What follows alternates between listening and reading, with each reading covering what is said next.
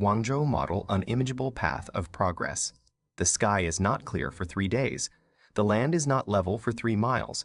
The people don't have 3 cents. Guangzhou's transformation from an economic backwater into China's richest province is primarily credited to the visionary leadership the architect of modern China, Deng Xiaoping. After that, Wang Yang, during his tenure as party secretary 2007-2012, he pioneered the Guangzhou model, which moved the province up the technology value chain and encouraged private enterprise over state-led growth. Historically, Guangzhou's wealth was also built by figures like Wu Bingzhen, Haokua, a 19th-century merchant who led the 13 Hongs monopoly. He was once considered the richest man in the world, amassing a fortune through the export of tea, silk, and porcelain. The Guangzhou model of progress refers to the city's strategic high-quality development path that combines rapid economic expansion with ecological modernization, technological innovation, and urban revitalization. 3 main hurdles make Guangzhou a difficult province in form of progress. First, the climate is persistent mist and rain that made agriculture difficult. Tussant, the geography of Guizhou is the only Chinese province without a single plain. 92.5% of its land is mountainous or hilly. And third, poverty. For decades, it had the lowest per capita GDP in China.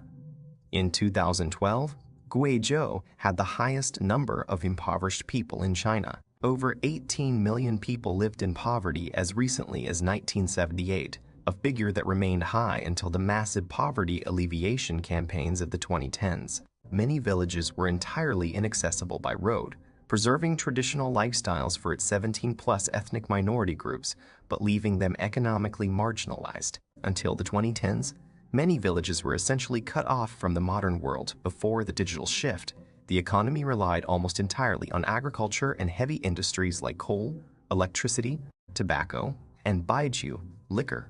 Because local opportunities were so scarce, a disproportionate number of parents left for coastal cities to find work, leaving millions of children behind with elderly relatives. Some communities, like the Miao and Zhongdong Cave, lived entirely within massive karst caverns, which provided natural protection and stable temperatures. Many locals attribute the Cantonese culture of eating everything to a history of frequent chronic famines. During the Great Famine, late 1950s, early 60s, villagers in the surrounding rural areas were forced to eat tree bark, wild plants, and even inedible white clay to survive. The old saying for Guangzhou was only by enduring the bitterest hardship can one rise above others. Shi, Deika, Sung Ka, Feng Wei Ren Sheng Ren. This widely used proverb emphasizes that surviving extreme suffering is the only path to success. The transition of Guizhou from one of China's poorest provinces to a high-tech big data valley is one of the most rapid socio-economic transformations in modern history. As of early 2026, the province has moved from a survival-based agricultural society to a national hub for computing power and engineering. So let's analyze how this happened. A poor province to heaven of wealth and progress. Step 1, build the road, means access. Step 2, plug in the power, means hydropower. Step 3, invite the tech giants, means big data. Step 4, move the people to the jobs, means relocation. Step 5, use the internet to sell the culture, means tourism. How problems overcame through innovation and planning. 1. The bridge first rule. The problem was, imagine 2 villages separated by a deep canyon. To visit each other, it took an 8-hour hike down and up the cliffs. The government built mega bridges like the Bimjiang Bridge, and the result is that 8-hour hike became a 5-minute drive. Suddenly, farmers could sell their fruit in the city before it rotted, and kids could get to school safely. To solve the problem of cliff villages, approximately 1.5 million people were relocated from remote, inhospitable mountain areas into new, modern residential complexes with better access to schools and healthcare. 2. The natural air conditioner. Huge computers, servers, get very hot and cost a fortune to keep cool with electricity. Guizhou realized its mountains are naturally cool and have deep, chilly caves. Companies like Apple and Huawei put their computers inside the mountains. they saved millions of dollars on air conditioning just by using the natural mountain air. This turned a harsh climate into a money saver. 3. The big move, relocation. Some people lived on hanging cliffs where you could never build a road or a hospital. The government built brand new, modern apartments in the valley and asked the villagers to move for free. Over 1.5 million people moved. They went from carrying water up a cliff to having a faucet and a TV. This cleared the mountains for nature to grow back, ecology, and put people where the jobs were. 4. Turning water into power. Guangzhou has lots of rain and steep rivers, which caused floods in the past. So they built massive hydroelectric dams. This created green energy. Now the big data centers are powered by the water flowing down the mountains.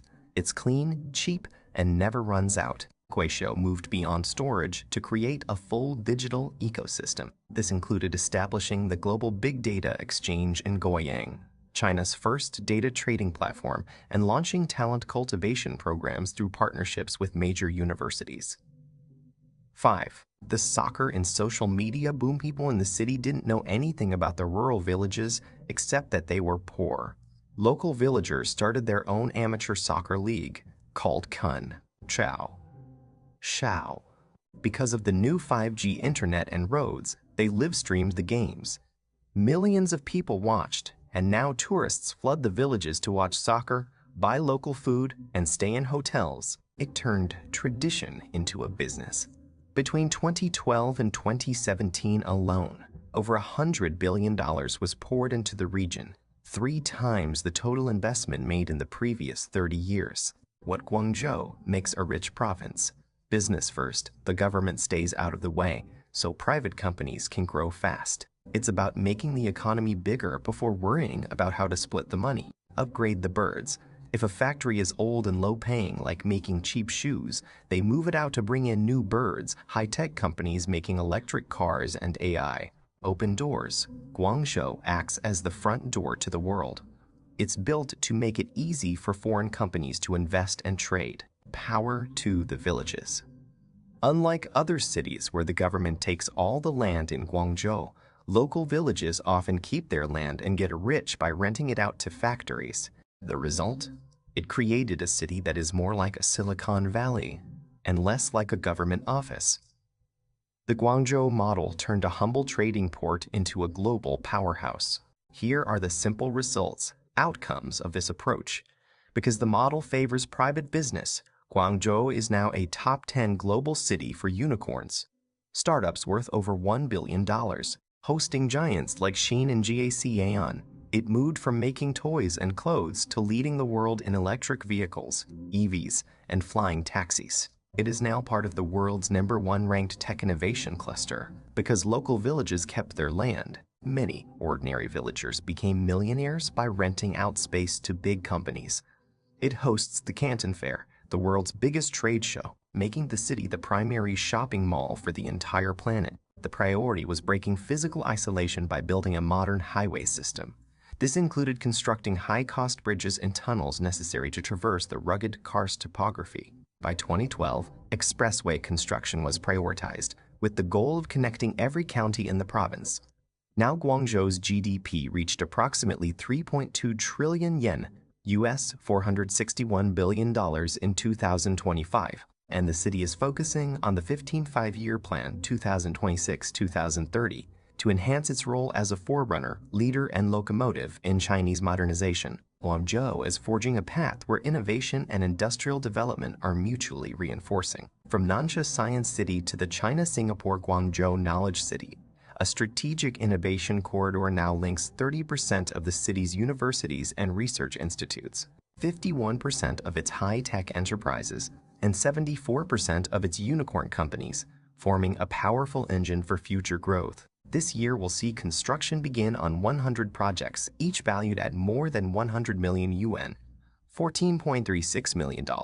Intelligent connected vehicles will see an expansion of application scenarios, and the city will also explore pilot operations of unmanned vehicles. Additionally, the city will develop a low-altitude comprehensive hub in the Guangdong, Hong Kong, Macau Greater Bay Area, along with commercial aerospace industries. The future of Guangzhou is defined by its transition from a traditional manufacturing hub into a leading global sky city and a high-tech innovation center. By 2035, the city aims to double its industrial added value and establish a modern industrial system driven by new quality productive forces. By 2030, the city expects its hydrogen energy industry to reach a value of 200 billion yen, with over 100 hydrogen refueling stations and 100,000 fuel cell systems installed in vehicles and vessels. Companies like XPENROHT have opened mass production factories in Guangzhou, with plans to deliver flying cars, like the land aircraft carrier, to customers starting in 2026. The city will develop a comprehensive low-altitude hub, including thousands of drone takeoff landing points, to support urban logistics and emergency response. The city is currently revitalizing 86,000 square meters of waterfront space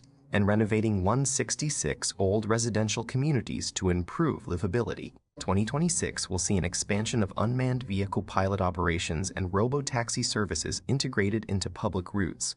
Guangzhou is one of the first cities to allow fully driverless taxis like Pony.ai and WeRide to pick up passengers in busy districts like Nansha and Huangpu. You might see the land aircraft carrier, a six-wheel van that carries a two-man drone in the back driving on the streets and flying in the sky. High-speed networks will shorten travel time to other major Greater Bay Area cities to just 60 minutes. By 2035, the city aims for rail to handle 80% of public. Guangzhou is home to dark factories, where production lines run autonomously through the night with zero human intervention, managed entirely by robotic systems. By 2026, the city's annual output of industrial robots is expected to continue leading China, with Guangdong province already producing 44% of the nation's total in some high-tech zones.